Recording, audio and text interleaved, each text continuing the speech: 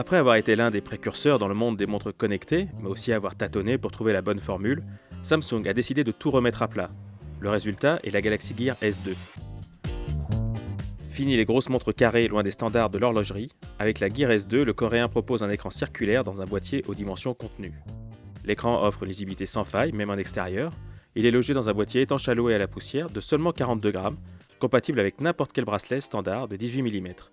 Cette certification IP68 peut en faire un allié pour les professionnels de terrain. Mais la principale innovation est sans aucun doute la lunette rotative du cadran. Certes, la montre est tactile comme toutes ses concurrentes, mais l'interface entièrement conçue pour cet écran est manipulable via cette lunette. En plus de ne pas obstruer l'écran avec le doigt, c'est aussi incroyablement fluide et très intuitif, au point de se demander pourquoi aucun autre constructeur n'y avait pensé avant.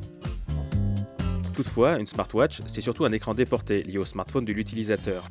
Il devient alors impossible de manquer un appel, une notification d'agenda, un mail ou un message avec cet objet au poignet. Quant à la réponse, qu'elle se fasse vocalement, via un message programmé ou une émoticône, ou encore avec un clavier plutôt facile à manipuler, le choix est vaste. Pour ceux qui veulent aller plus loin avec leur montre, la Gear S2 est équipée de nombreuses applications dès sa sortie de boîte. Email, contact, notifications, messages, agenda, actu, carte et navigation, météo ou encore lecteur de musique et Nike Plus Running pour la santé, et il n'est pas forcément nécessaire d'en chercher plus. Et le jeune store de la Gear S2 devrait rapidement s'enrichir. Enfin, un mot sur l'autonomie.